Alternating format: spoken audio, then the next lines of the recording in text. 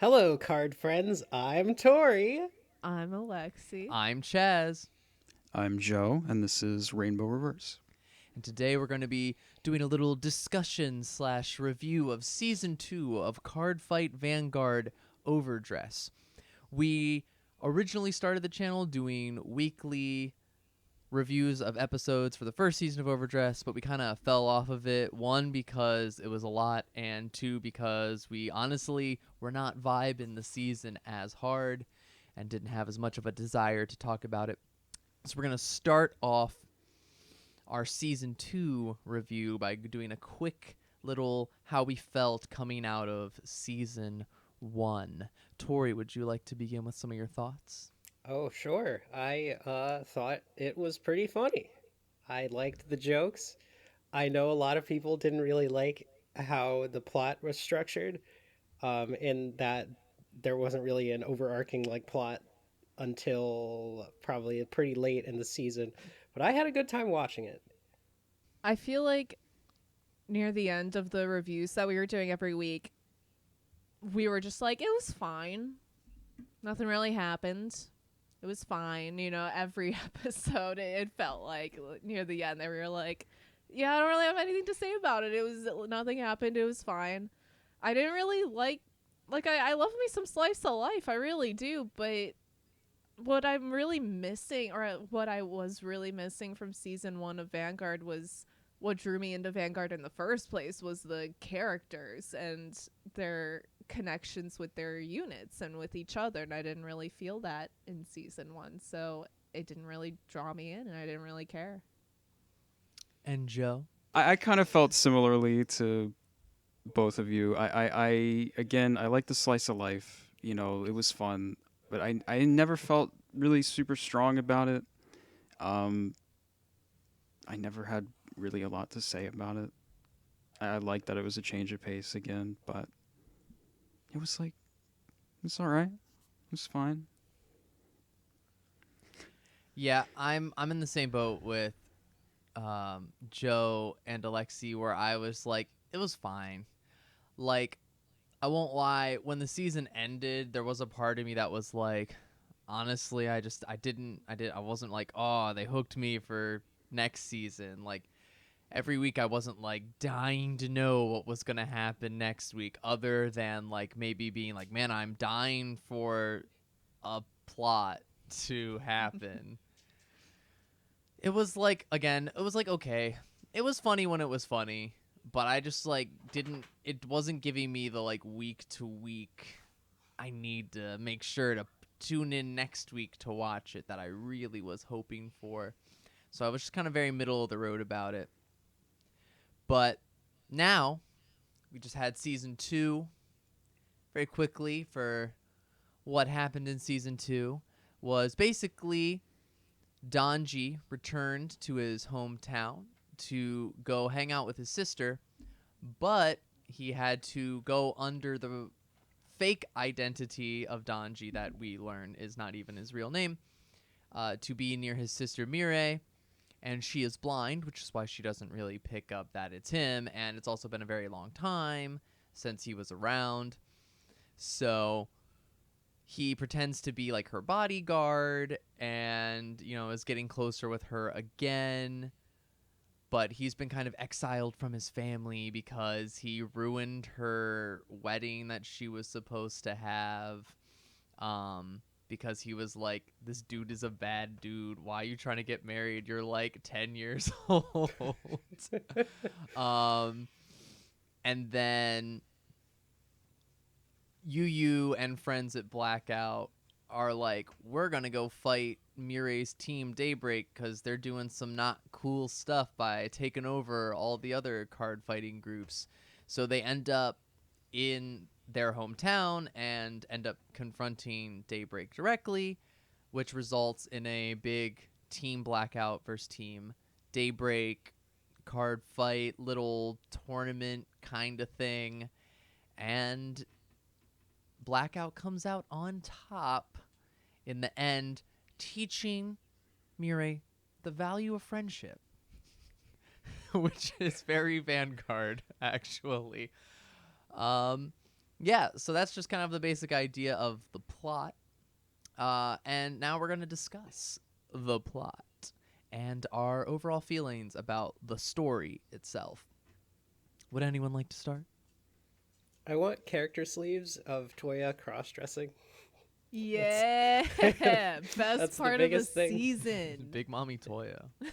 Yeah. Toya is probably the best part of the series. I remembered after I spoke initially, where I was like, oh, I forgot about the stuff with Toya in season 1. That was great. That was the only thing I actually like enjoyed about season 1 was learning about Toya and his, edgy, sad backstory stuff. Plot.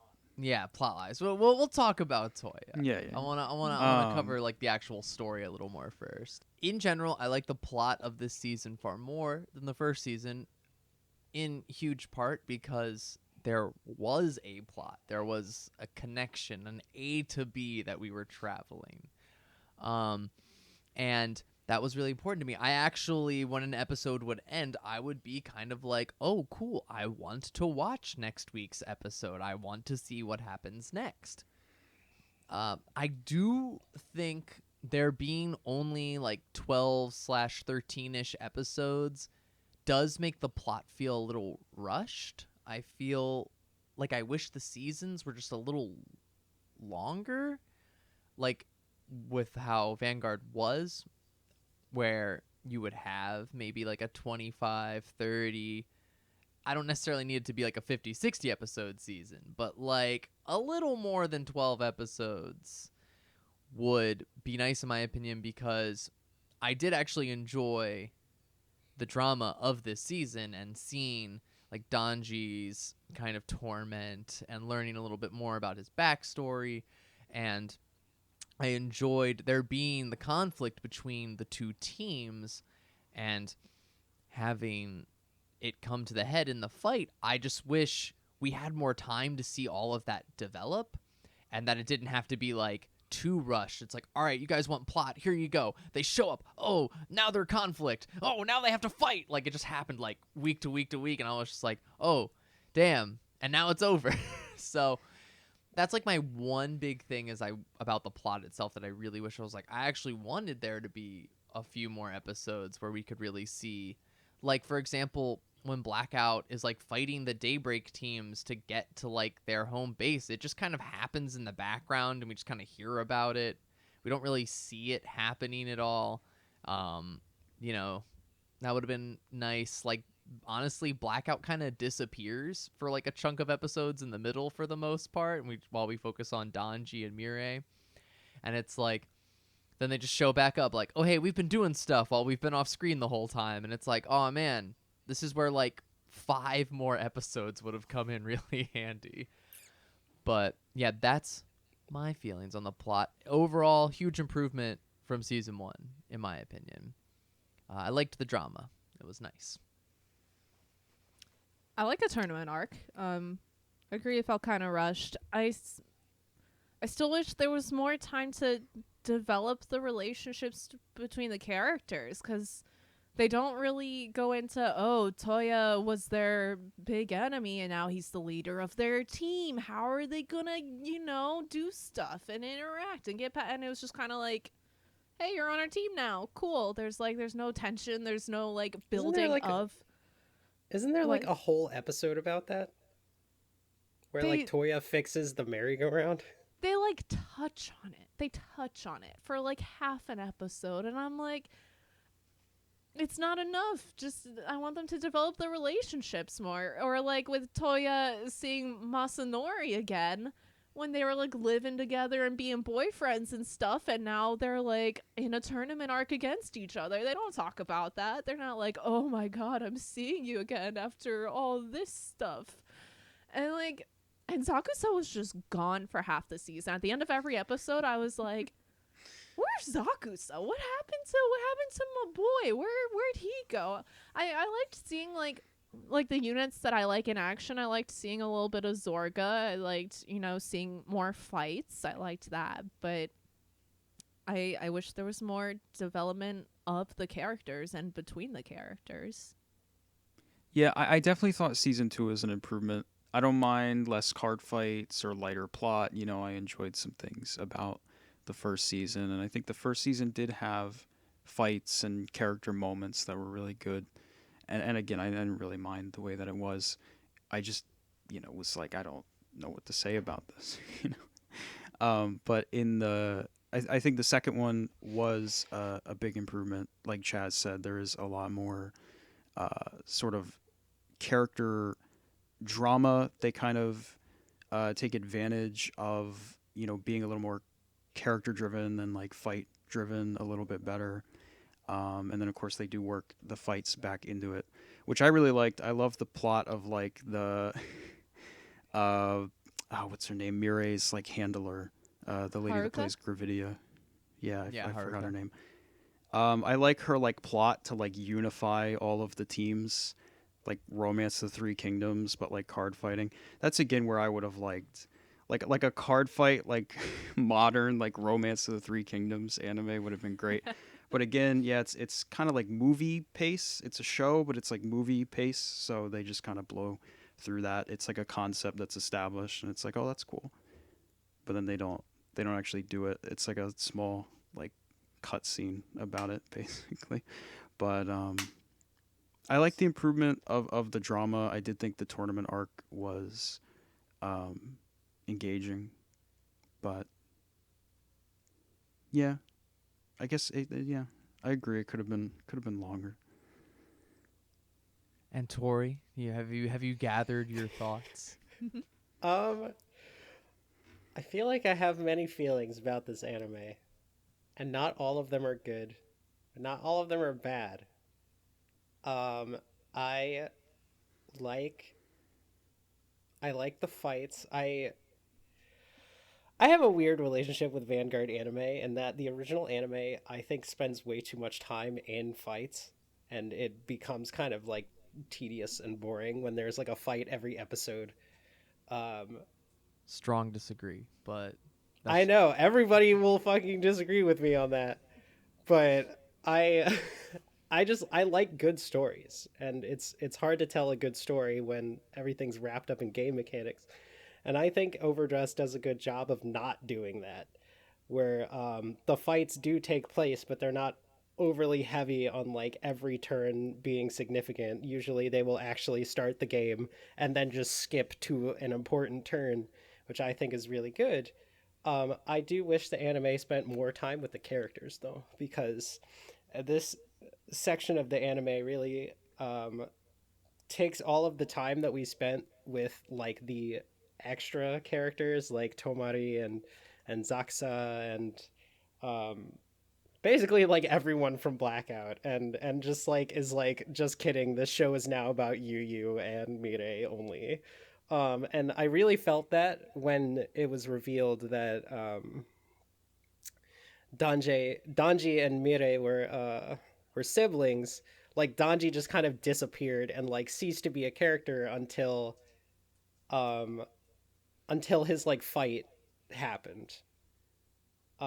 Which was kind of like frustrating because I really liked like how Danji was like originally, where he was like this big kind of boisterous dude who like really cared about his like found family and the card fighters. And then he just kind of becomes like a backdrop for Mirei to be like sinister. It was very strange. I did enjoy like watching the anime, so I'll say that at least. Um, and I thought it was well put together, but I do feel like they could have spent a lot more time like just developing like relationships between the characters, developing the characters themselves, because it's like especially like Mirei, who's like supposed to be this big villain. We actually don't really get that much of her character besides that she is blind and she is sinister, like. um but it would be nice to like kind of delve into that more, like how she became the way she is, even though it's kind of hinted at. uh but I don't, I would just like more of the characters like and their stories, like I think is basically what I'm trying to say. um and having to like fit a card fight in like almost every episode makes it so it's hard to do that without framing it around Vanguard. So it's like, oh, this person's a really tough fighter, but it's like, who are they as a person is a lot more important to like how the story develops. Whereas in the original anime, it was more about the card fights and like protecting Krei. And so like that was okay to have like a card fight every episode, even though I didn't really enjoy like watching it that way. But with this one, with having a much more heavily like grounded and story focused kind of arc, I think it's a lot more important to actually have like much more character centric like scenes and ideas versus um, having every episode be about some kind of card fighting. Does that make sense? Yeah, I feel like, and I feel like you probably disagree, but I feel like V series and like OG Vanguard and like G era, I feel like the anime did a great job of having in-depth card fights and animating the card fights, but also really delving into the relationships between the characters and who the characters were, maybe even like through the card fights or during the card fights or in between the card fights. They found ways to be like, this is the super tight relationship between Miwa and Kai. This is the super complex relationship between Kai and Aichi and Ren and Kai, and they just did such a good job of like animating card fights, having in-depth card fights, but also developing the characters and their relationships in the story. I feel like they just struck a really perfect balance with that. So I think they can do it again. I think it's because the original series is more like a battle anime. So through the fighting, the characters develop and interact with one another. Instead of it just being like martial arts, like Dragon Ball or something, it's through a card game. But like the fights are how the characters interact, and we get a lot of their moments, which I don't necessarily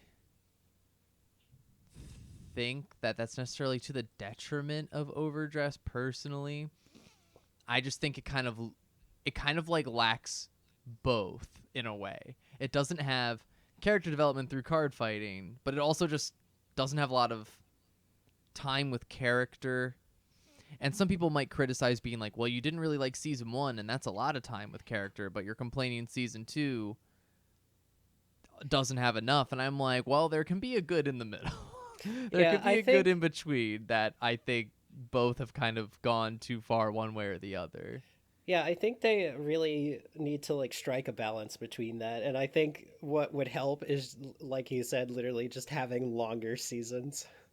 Yes, Um, I firmly agree. I think when they first announced Overdress being like, it's going to be 2 like 12 episode seasons or whatever, I was like, what? That's so short. And I get a lot of modern anime are these short seasons. And I do also understand, maybe there is an element of like labor for the animators that comes into shortening the seasons. So I can understand if a shorter season equals an easier life for an animator, and I want to respect that. But if there is a way to respect the animators' lives and not kill them, but also make the seasons longer, that's what I want. And again, I don't think it needs to be like a 50 episode season. I think that might be too much. But like instead of 12 episodes, maybe we get like 20, yeah. I think that would be a good ground where it's like we can have a little more time to develop stuff without rushing too much, but then we also aren't delving too deep into the like going overboard with just like so much extra content that is more just like filler. Yeah, I think Yeah. they could have done what they could have done is actually just like cut a lot of the filler episodes and then just have um I don't know if they're planning on doing more seasons. I figured they would be because, if it's popular enough, why not? There is a Um confirmed season 3 and 4, though we don't know any yeah, just details. have the end of this season be the reveal that Danji and Mirai are related. And then the next season is like both the fallout of that and also the entire season is dedicated to Blackout versus Daybreak, where you get to see kind of like Blackout's rise from just being like a single team to how they've kind of like liberated the region, how like the teams of the region actually feel about being liberated, because I'm sure some of them actually wanted to join Daybreak. Um, or you could have that kind of arc where it's like, oh, like they think they're like liberating these teams, but some of these teams actually like being a part of Daybreak and want actually like this big kind of vanguard community. um Even though Daybreak is sinister. but but if they just had a lot more time, they could have fleshed out a lot of these ideas, had like episodes with characters who got shafted for this season. And it would have been a lot better like development of plot and character, I think, if they just kind of stretched it out a little bit. Like, I mean, don't get me wrong, I love the card fight pro wrestling episode, but also it wasn't like necessary. So just those episodes, like, a lot of them weren't like necessary, but they were fun to watch, which is like really important for just like media in general. Especially if something like a game, like the show, has to be fun to watch. So I will praise it for that, but I definitely do agree that if they wanted to have this kind of like grandiose, like plot structure, then they should, with the amount of episodes they have to make, they should have focused on that rather than being like treating it like it was a normal anime, if that makes sense. Like a normally, like a long anime, from like previous eras, where you could take the time to do these filler episodes that focus more on like character specific arcs, or just were fun. But like this is 12 episodes a season, so it's like you need to focus on having this plot and then having character moments within the plot episodes versus having an episode that's entirely character moments. Yeah, I was gonna say almost the same thing, where just like 2 seasons of 12 episodes is 24 episodes in total. That's more than enough time to have proper development for everything that they were trying to do, but I just don't think it was balanced super well between the 2 seasons. They spend, again, I part of me kind of likes and finds the first season charming, in some of the moments where it feels kind of pointless. I still feel like it's charming, which is not entirely pointless, but they spend a lot of time on that kind of stuff. And then the second season begins, and it doesn't even really begin when it begins. They take at least 2 episodes to basically epilogue. So it's just not really balanced very well between the 2 seasons. I think they could have. I think they could do the shorter seasons, but they have to kind of make a little bit better use of that time, Yeah, because it just exactly. it's yeah, it's just really so much like spans of like nothing in season 1, and then they still have to epilogue it in season 2. I mean, the season 2 might as well only be 10 episodes, so because again, it would be nice to see more, like you said, Tori. I was also thinking about like the unification plot. Again, I would love to see the complexities of like card fight, like unification and politics. Yeah, that would be very cool to see something That like would that. be that would be a great vehicle for the character development, similar to the battles were in the original. Stuff like that would be a great vehicle for that sort of thing. I feel like, because everyone always talks about the balance between card fights and time with the characters, but all the time spent with I won't say all the time, but a lot of the time spent with the characters in the first season just like felt shallow. Like I didn't learn anything. It was just like interactions. This is Megumi thinks Donji and you have a thing, and like I didn't learn anything about them. I didn't learn about the characters. I didn't learn like I didn't go out of there knowing, you know what, I know you a little bit. I understand Megumi a little bit. It was just it felt like shallow interactions. So even like when they were taking time with the characters, it didn't feel like it was doing anything. It wasn't developing anything, which is like Yeah, fine, but not for me. Yeah, I think those kinds of episodes, like you say, are fun to watch. But I definitely also agree that, especially with the Megumi, like thinks that you and Daji are a thing, episode, that basically just reveals that Megumi likes Danji, which we like already knew, based on like a couple of sentences. So, yeah, I just guess it yeah, also it kind of establishes her as like kind of, I don't know what the word would be. When it comes to like stronger emotions like that for her, it kind of reveals that she can kind of like, I guess, slip into like a character that is kind of like unbecoming, and they like try to kind of develop that and rectify that and have that be like a arc that she goes through, but only vaguely, yeah, only vaguely really. yeah. I mean, I didn't even pick up on that if that was supposed to be a thing. So that just kind of shows how shallow the writing is there. All right, well, we can talk about characters now. We're talking a lot about season 1 in our season 2 review.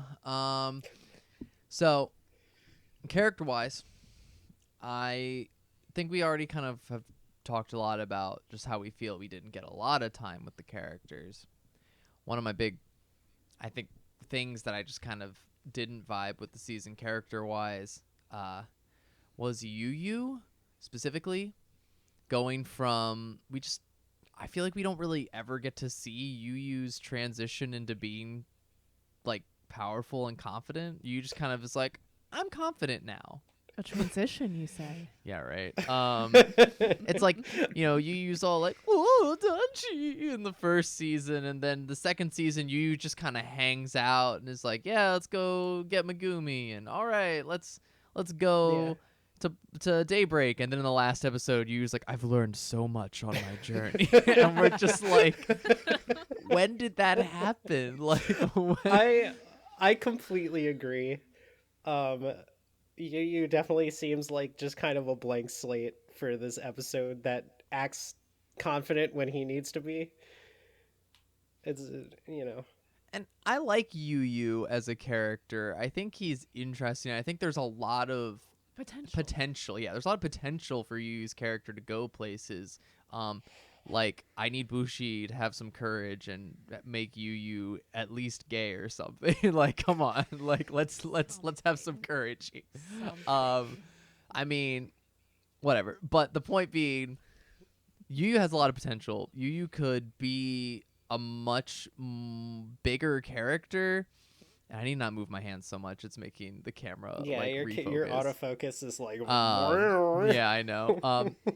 Yu has a lot of potential and has a lot of room to grow, but this just goes back to what we were already have been saying, that the season's just being so short and fast. Like we just don't get the time for Yu to grow. We just have to be like, all right, Yu has grown, go. Like, and you're like, whoa, like when did this really happen? Like, okay, I guess you're supposed to kind of like assume everything from the first season kind of built Yu up to that point, and then just we don't see Yu very much in season 2, so we're just kind of like, oh, I guess this is where you were maybe around episode like 14 or 15 when you're hanging out with Toya, but we just don't get to see it until like the last episode. It's like, while I think it's cool that there is a bit of an ensemble cast focus to Overdress, I feel like the main character doesn't get as much shine as he should as a result. Like a protagonist who is strong and drives the show is important in like anything, regardless of what the media is about. And I do think that that's one of the bigger pitfalls of the characters of season 2 of Overdress, is there was just really not a heavy focus on the main character. I kind of wish Toya was the main character. I'm not gonna lie. Me too. His arc is a lot more compelling, I think. Yeah, I agree. They've given Toya a lot more to work with than they've given Yu to work with, because yeah, from its like first season, Toya is like, I don't know if I should continue Vanguard. I just want to get one good win in, and then call it a day. and then he loses and he, breaks a little bit and has his like mini evil arc where he's like, I care no more for anything, I must destroy. This And dude literally drops out of medical school. yeah, like he's like, I'm quitting becoming a doctor, the wishes of my dead grandmother, so I can destroy Blackout. And then What a move. he has like his whole thing like with Yu and Donji beats him, and like he has like his like coming back moment, and then he has to like rebuild himself at the beginning of season 2, and then he has like his big clash with Donji in the tower, and it's like, yeah, this is the best character arc in the whole show, and we still only get like 5 episodes dedicated to him. And like, again, I need to stop moving my hands. Again, it's like, yeah, why can't the main character get a similar treatment? Like, I think our main character needs something akin to Toya's development. And I guess, you can kind of be like, well, Yu will get the whole series to develop, which sure, I guess. But like, even if it was just these 2 seasons, I still think they should have given more time to Yu. But, it is what it is. I like Haruka. I think she's fun. She was a good like mid-level heel. I knew the whole time, like early in the season, I was like, I'm predicting Masanori is working for a bigger evil organization, and that this is just like a game of him building some stuff up, and then like the post-credit scene is him calling someone, being like, all right, everything's in motion. It's like, yeah, I knew that was what was gonna happen. So I was like, Haruka is kind of like a mid-level heel for now, and I was like, I thought she played the role well. She was like the sexy evil older woman, And I think it's funny, everyone calls her the MILF. I bet you in like the official lore her character's like 20. Yeah, she's like, everyone's like, oh, Haruka's a MILF. I'm like, yeah, she's probably like she's no older than 30. Like, I guarantee you she's like in her 20s.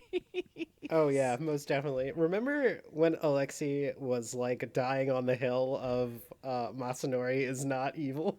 Why do you For, say like, it in the past whole tense? Why do you first use past season. tense? I'm still on that hill. He's literally gonna commit a war crime, and Alexi will be like, no, he's just he didn't mean it. misunderstood, Come on. like, come on. Incredible. There's a bug on his tie. He's walking around with a camera in his fucking clothing. Who does He that? didn't mean it. Except nefarious people. I love Yeah. Masanori. Masanori's I do really like the antagonists of the show. Yeah. I think the antagonists are pretty fun. I actually thought I was gonna think he was really annoying, but I really like the kid whose name I can't remember. Shinobu. I hate. Yeah, Shinobu. He I think reminds Shinobu's me- really funny. Like, He reminds me of Tayo's boyfriend, the little Hiroki. blue-haired kid that I can't stand. His name's Hiroki. I don't know if we're gonna talk about the card fights, but I We'll get like there. I like the Greedon versus Nirvana card fight in particular. Yeah, but I guess we're talking about characters right now, so I'll hold off on. Yeah, talking we'll about get that. to the fights in a moment. I just want to get more of thoughts, but yeah, I agree with you. I like the villains in general. I think if anything, because the villains, even though their time is short, they have bigger personalities a lot of the time than Yep. some of the main Yeah. characters. So we're just drawn to them more. It's like, oh, Masanori's super gay, like, so we have Hell him, yeah. and Shinobu's just like really like evil little shithead, I love Masanori's hello break a day. Yeah, I mean, I come love on. him. And like, and like we said, Haruko is like cool and kind of like conniving and calculated, and Yeah. Mirai, I think Mirai's interesting because I saw a lot of people complain about her characterization. And while I do think there are some pitfalls there, I actually don't mind some of the things about her character a lot, because I think the point we're supposed to extract about Mirai is that she is good but is being manipulated and misled. and that is why she acts the way she does. Yeah, I completely agree with that. I do like Mireille as a villain. I think it's like I think some of the stuff that they do with her being blind is weird. Particularly the one that irks me the most often is that whenever she like does something extra sinister, she'll open her eyes. And I don't for that was like really off-putting for me because like she's fucking blind. Like what is she looking at? Like why is she doing a sinister eye open? But I get and so it feels like they were using that as kind of a crutch to be like, "Oh, she's blind, but now she's more sinister because her eyes are open." And it's like don't please stop. But I wish we knew more about her and how she got to the point that she does, like, in a sense, being manipulated, but also being very like easily disturbed by things. I found it pretty relatable that whenever people were like laughing around Mirai, she'd be like, "They're laughing at me." Yeah, I was like, "Damn." that's a classic like anxiety PTSD kind of thing, and I resonated with that a lot too. Mhm. And I thought it made her character very interesting, but then they never go into it. They never like expand upon it, and so you're only really left guessing like what could have happened to her in the past. But I you know, really like Haruka because it seemed like she genuinely cares about Mirai and she genuinely like wants to try and help her and be there for her and do what's best for her, but she's also just like a manipulative, awful person. But I really liked that she seemed to genuinely care about Mirai. yeah, I think the combination of Haruka basically being willing to do anything to make Mirai happy and Masanori being like manipulative and suggestive because I think in the anime he was the one who suggested burning other teams' flags um, as a symbol of like making Daybreak more powerful. And I think that combination is really good and especially with a kind of emotionally frail antagonist such as Mirai. It leads to a kind of trio of devastation that is just very interesting to watch. I mean, Yeah, I was gonna say all three of them together is a really nice like mix of villains. You have like the genuinely terrible person who is trying their best to do the right thing but is completely like off base. You have the purely evil like mischief bastard man who is chewing the scenery all the time. And then you have, the person who is like being manipulated into using their power for evil but is, an easily like uh rehabilitated character. yeah, and I think the way their whole like takeover thing plays out is a good example of that. It's like Masanori's like, you guys should take over every team, burn their flags, just do it, just be bad, and Haruka's like, yes, this will be good for Mirai to destroy everyone else's hopes and dreams, and Mirai's like, everyone's uniting under my banner, you know what I mean? Like, she like doesn't realize the sinister deeds going on, and then of course they're lying to her being like anyone who's not part of Daybreak is evil card fighter. Yeah, I was gonna say one of the best details of the whole season is that Mirai thinks that Blackout is the evil team. Yeah, no, and I think Yeah. that's also just like good. I think that's good villain work. It's like Mhm. the villain should think they're right, like Yeah. Masanori is a good villain also just because he's like I am evil, but like that's why I like Mirai as a villain too, because she thinks she's right and she thinks she's doing what she's doing for good and that she's fighting the bad guys, and then Yu Yu shows up and like rips off his shirt and now he's jacked and like has been like bench pressing like 300 pounds and he's just like, listen, Mirai, But he still I have talks something like to tell this. you about friendship. He's like, Oh man. he's like, I need you to know that my resolve has become so strong that friendship will turn your heart to gold. And she's like, oh, true. What anime were you watching?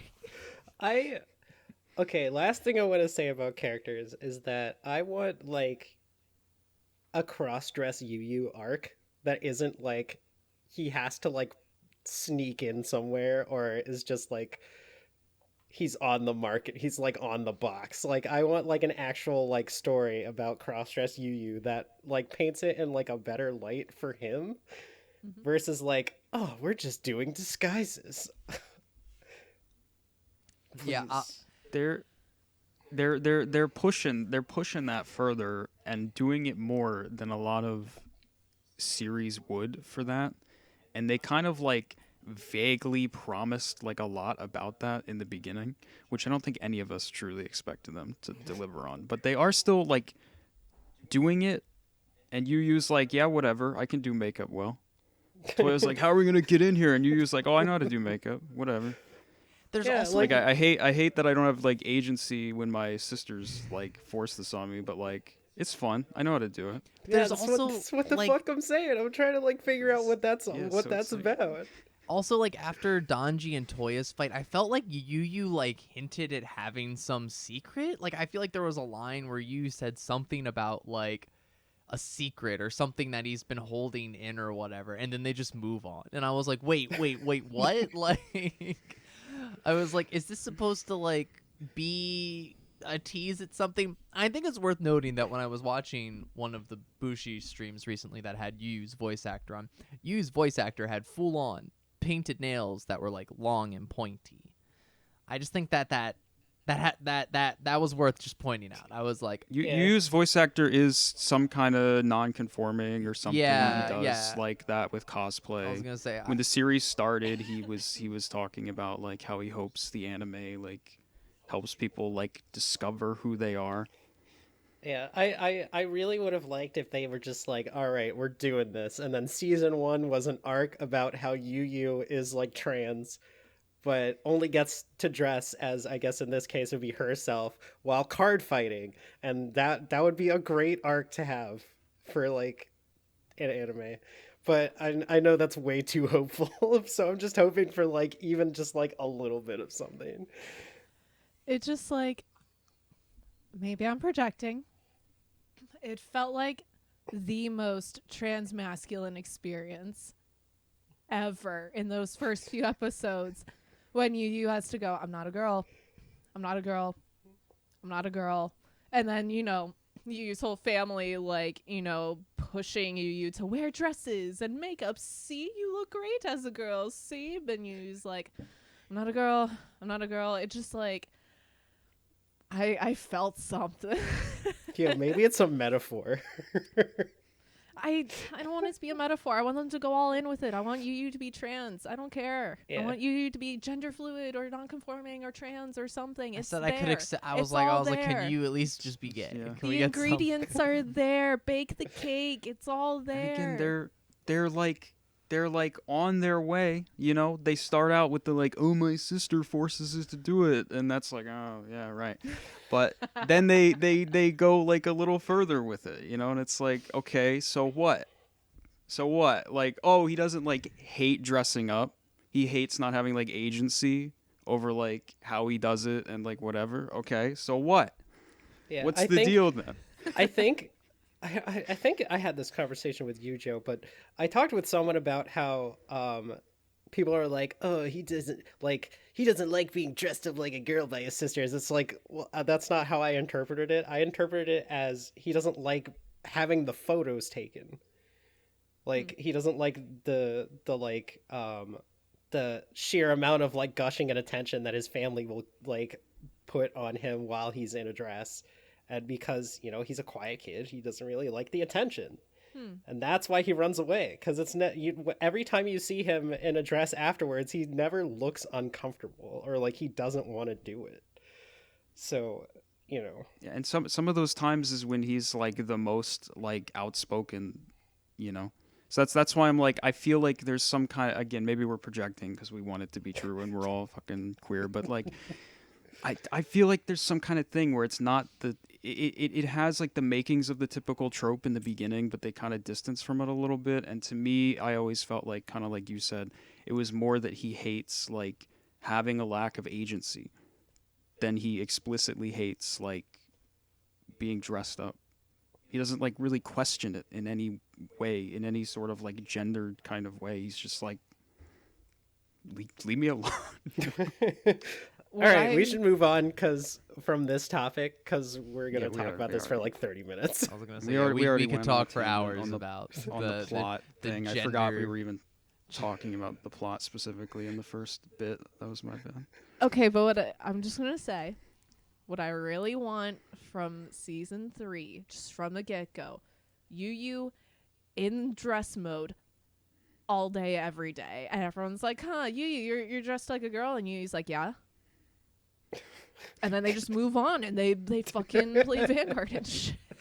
That would be incredible. Yeah, I mean, I could talk for hours about how the original Vanguard is a gay love story, and how G is about polyamory, and how OverDress is about being trans. But that's fine. That could be a different video. All right. Let's. That could be a different video when we decide to burn all the bridges. Yes. We will never get a sponsorship from anybody. Look, it doesn't matter. I'm fine if we make our whole thing that we are obnoxious and hateable. So we're gonna talk about we can talk about the action and the card fighting itself. Let's talk about that a little bit. Sure. They definitely amped up the detail of the card fighting. I think it was a more appropriate level. I don't think it wasn't like the crazy detailed old school Vanguard anime style of fighting, but we got more. We saw like, them playing the rear guards, and we got to see some drive checks and stuff. And in general, most of the fights at least got a brief head-to-head fight moment. Like in the first season was like when like Megumi and Tamari had like a fight. It was just like we just saw the projection of Magnolia and Seraph Snow, but now they actually let those units get some actual screen time actually like fighting, which I think is important. I think part of what makes Vanguard cool is you get to see your cards in action. You get to see the ones you like to play, or like you learn to like a card because watching it in action is cool. And I think that's what the anime did need more of, and I'm glad that they put that in. I would personally like to see them animate some more of the rear guards fighting in this, and not just like a one-on-one head-to-head fight, except for when Yu's playing and we get Verena and Nirvana.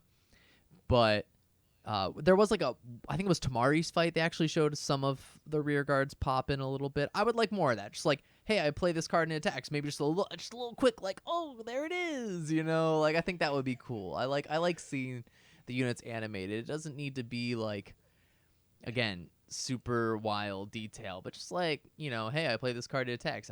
We get like a brief little glimpse of them throwing something, like that would just be cool. I would like that. But overall, I appreciated the one, general more focus with the card fighting, and two, more action sequences animated. And when the sequences are animated, I think that's one of the strongest points of OverDress has been, is when they actually have a fight sequence, it looks really good and really clean. And those are things I can show people who don't watch Vanguard or play Vanguard and be like, hey, look at this. This is a cool anime fight scene, So overall, I was pretty pleased with the general step up from the first season. I still think I would like a little bit more, go a little further with it, but I appreciated the step in this direction. Those are my thoughts. I remember when we were watching through Vanguard for the first time.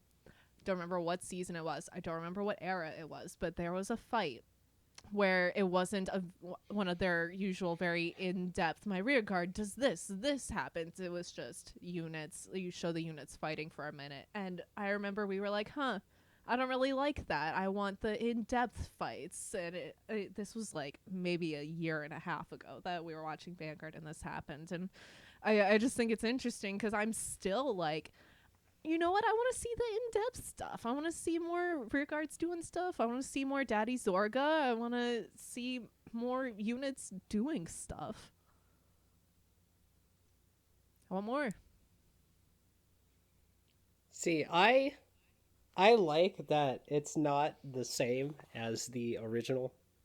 Um, I prefer the more abstracted version of the card fight where it doesn't take over the whole episode.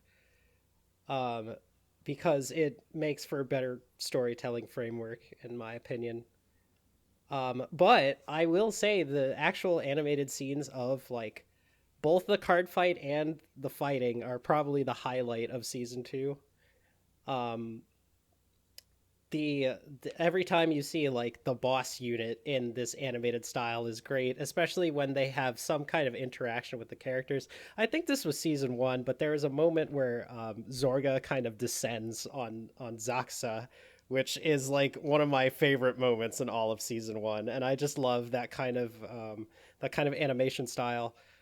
uh like I don't need like a big huge anime fight really for to be satisfied. I just need more of that, more kind of like the essence of what the card is, where is like, you know, Zakusa plays Orphist, and which is all about abyssal night and darkness and stuff, and then it kind of flips it on its head in that scene, because Zorga is also a part of the dark. So it's a part of the dark that is actually antagonizing Zakusa. And that kind of interpretation of a card fight is fantastic.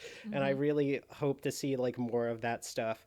And as for the card fights themselves, I still like that it's not like extremely detail oriented where they go through every single step of the entire card fight. They will jump around from like here's the beginning to like we're now on turn 3. Like some turns will be like I ride, or like some fights I ride. All right, we're on grade 3 because now here's the important stuff, which is great. I also think that the details in the card fights themselves are really good, and I wanted to point specifically to the the fight with Shinobu, where he makes a play mistake that costs him the game, because that is like a really that is something that could literally happen to anyone who tunnel visions in a card fight. Like, whereas I think what it was Shinobu had greed on, and if he had just attacked with his rear guards, his opponent would have like lost. But instead, he tunnel visions on Greedon's effect, sucking the rear guards into the soul, which allows his opponent to guard, and then he loses the next turn. And I thought that was a really, really, really good detail to include, where it's like not every loss is just like, oh, like psyqualia activated. It's like sometimes you just tunnel vision, you make a mistake, and then your opponent wins because you calculated incorrectly or you got really greedy. Haha, greedy greed on. But like but I really enjoyed that. I enjoyed that kind of thing, and I think those are the things that instead of focusing on every single detail of the entire fight, they should focus on stuff like that, where it's like they get to the important turns where things actually get decided, where people make mistakes and have players make mistakes versus it just being like, I checked 2 critical triggers, I've won now. Like, you know, and you can still have that. Mm-hmm. I also just want to say that it was really funny when that one Blackout member went up against Haruka and lost immediately, and he was like, "Oh, she's really tough." They showed later on a stream like what that fight was supposed to be, and Haruka did the 5 meteor Gravidia turn and then checked the over trigger, so he died instantly. It was Like very a funny. queen. They did Yeah. Hexa wrong. They did Hexa so wrong. They Yeah, needed no, someone that's to eat an L, and they didn't want to have Zakusa lose, even though they didn't really include him. They didn't want him to lose, so they're like, all right, we'll bring in one of the like minor characters and just have him yeah. eat an L. It's Hexa Orb. No one cares. Yeah, but that's essentially my thoughts on the action and the card fights, really. I definitely agree with that. I would like to see them get more creative with the interpretation of the action in that regard, because it's my thing is that this is where I encounter a problem where I don't find Overdress to particularly be very interesting as a card game at the moment. So it's like, oh, we need more from the card fights. Well, what would that be? Would that be much of anything at all? They'd have to really like frame it in a bombastic way. You know, it'd be like going back to OG Vanguard, which is quaint in its own regard now, but you know, I think it's just not there's not enough going on there to warrant depth outside of maybe a more like sort of artistic interpretation, like Tori said, like using the card fight as like a character's, like a vehicle for a character. Like maybe they do a play in like a weird way that like attributes something to their personality or something like that. That was so shady, Joe. I love it. I'm not trying to be shady. I'm not No, trying it to was be brilliant. like, It was brilliant. elitist about anything. Overdress is fine. It is exactly what it needs to be. But I mean, if they showed more card fighting, what would they show? I just that's I why mean, that's why I'm I trying. mean- I'm trying to think. It's like we need to see the rear guards attack. It's like, do we? Yeah, that's the thing. All right, this is like one to pass. I missed my Persona ride. I mean, I kind of agree because it's like everything in Overdress is about the boss unit. Like literally, like a lot of the rear guards will like have effects, but it's usually just power. So it's like in terms This could of also like, be. sorry, go ahead, Joe.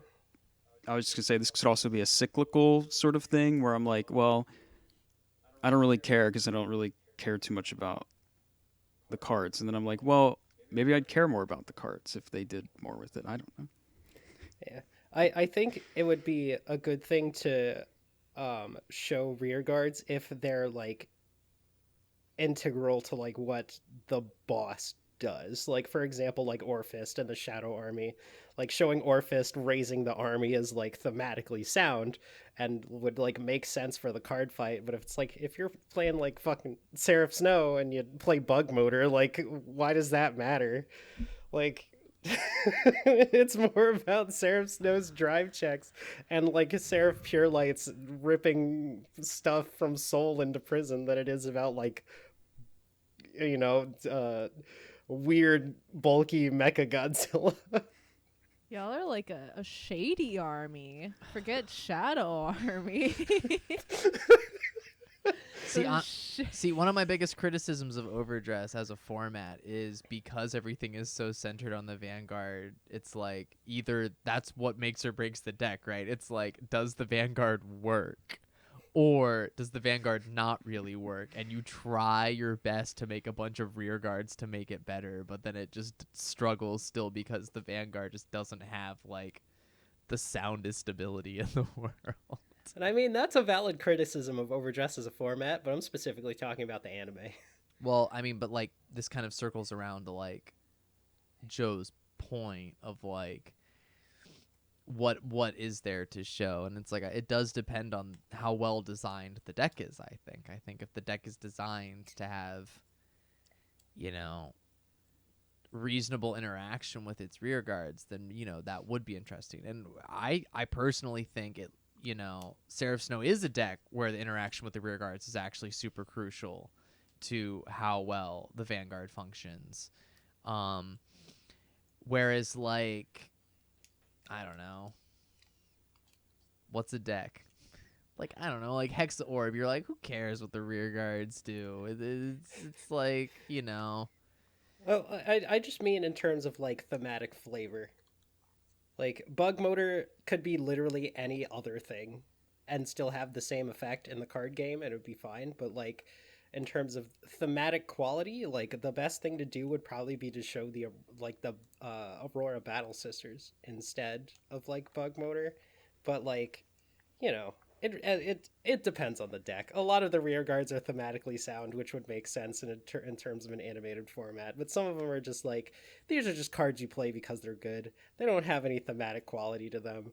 Like, I think like I think it does depend on the deck. I was broadly sweeping. But what's funny actually is I think you could actually show a lot. You mentioned Hexorb, and I was like, well, Hexorb actually they could show a lot with that, which is funny because it's the one they don't care about, the one that they shafted.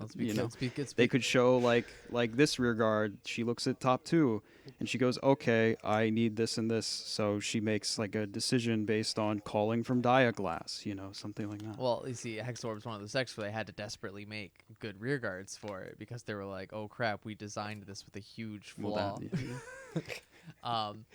But like, I think Bruce is a perfect deck to show the rear guards because it's a team playing a game, and how they all like work together on the field. I think like if we're talking thematically, it's like Bruce is the perfect deck. See, Bastion is a deck where I think the rear guards don't matter that much because it's like you swing, you check a grade 3, you swing again. Like it could be, that is a deck where it could be just any card. Like who cares? Here's how I'll rephrase this.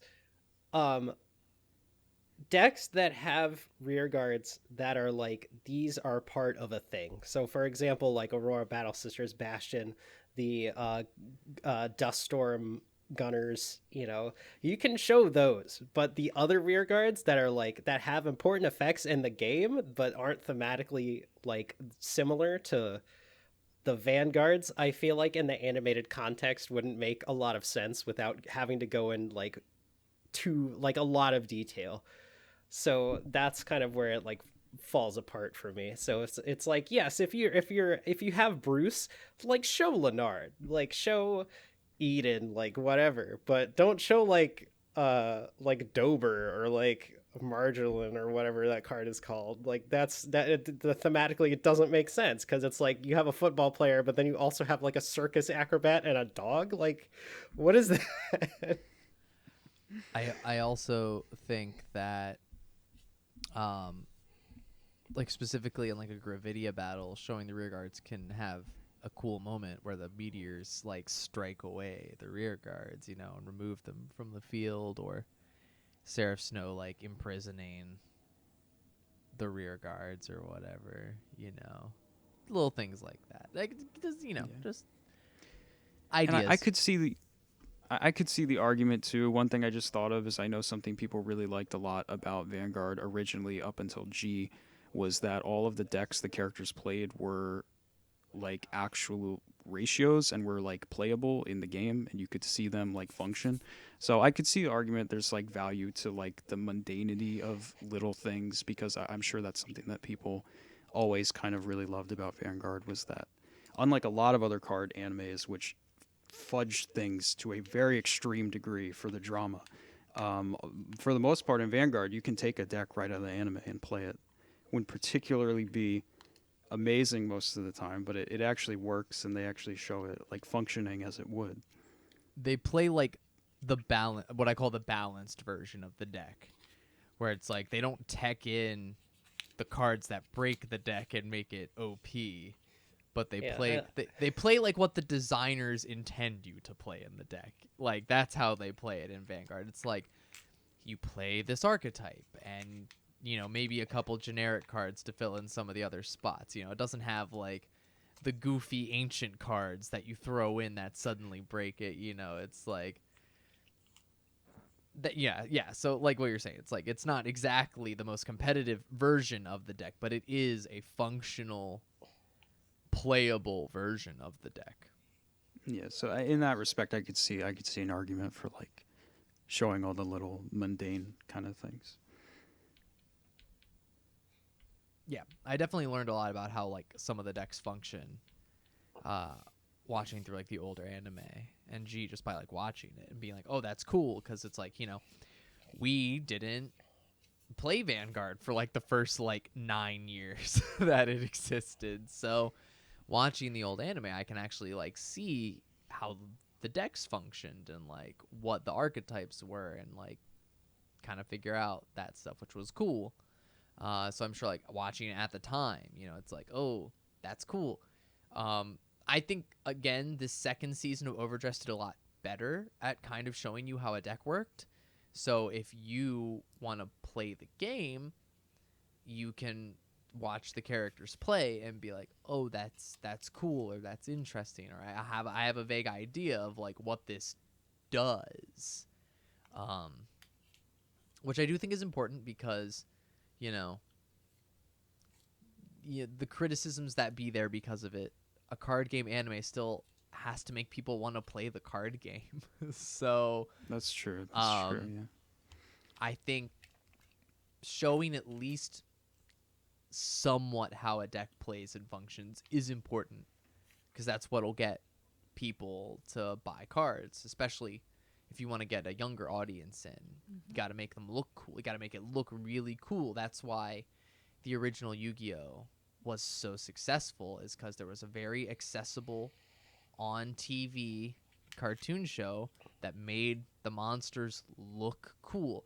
And Yu-Gi-Oh is a great example though of them just like fudging the rules, and their decks were not like constructed in any way. You know, Yugi just drew the card he needed for every specific moment, like whatever. But the point being, it showed cool monsters that made kids try to nag their parents to buy them the decks and the boosters so they could get those cool monsters. Yep. And with the original Vanguard, it's like, here's how this deck works, and like, you know, you can see how these different decks all function, especially because there's so many different types and so many different clans and stuff. Like, you know, you could get an idea and you can associate your characters with that too. And you know, it could just be like, oh, I really like this character, therefore I will play this deck of theirs. Right. Which I know obviously people who are maybe more in touch with the competitive part of a trading card game might not care about as much, but I'm just thinking like broader, like more casually, you know, because obviously a casual player base is extremely important for the health of any trading card game, because they're the people who are probably going to buy the packs more likely. You know, a competitive player is more likely to either just straight up buy a case or just buy singles. Whereas like your casual player is going to be the ones more likely to actually go buy boosters and, you know, get the non-pre-constructed stuff. So I think there's an important balance to strike in the anime to try and entice either a younger player or a more casual player, just to be like, hey, here's something cool that you can try out. And I think we do see some of that with OverDress. I think like in the first season, when stuff was still like in pre-orders, like after seeing the first episode, like the Donji trial decks like were suddenly selling out on like pre-orders and stuff because people were like, oh, that looks cool as hell, you know. And I think you know, with like Bob Sagara, like seeing it in action made people go like, oh, that deck looks cool, I want to play that, you know.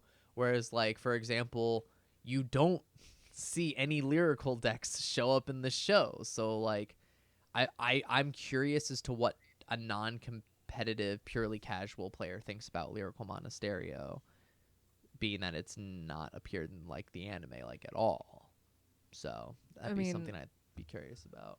I don't think we've ever seen Hexa animated, have we? Not in like a legitimate fight, no. We've just rarely seen Orphis. We've rarely seen Zorga. Yeah, there's no Aqua Force dude. No Flagberg. No Flagberg. Yeah, that's what I'm saying. It's like, you know, that's just like an interesting thing to think about. Like what they don't show in the anime, and they don't got to show every single deck. I don't think it's like that important, but like, you know, those ones probably definitely lose out in like a general popularity if they're never shown in like a fight at all.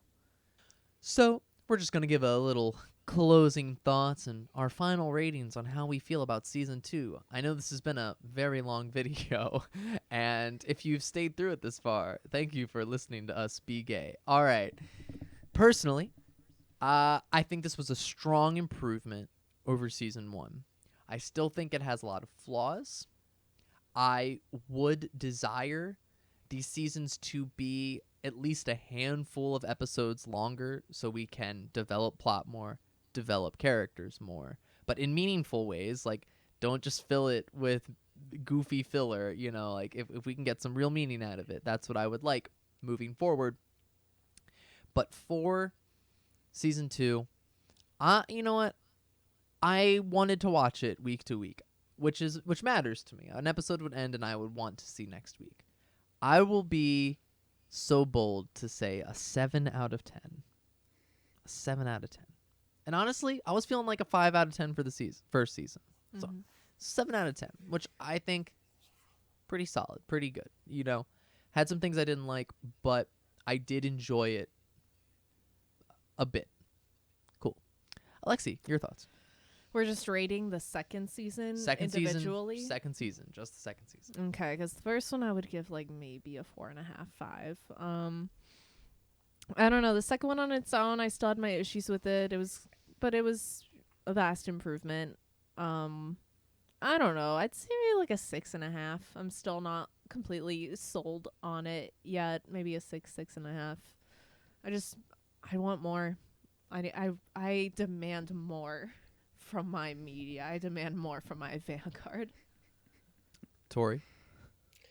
Um, my impression of season two is that it attempts to like do better than season one, but it still kind of has the same pitfalls where it doesn't spend enough time on what is important.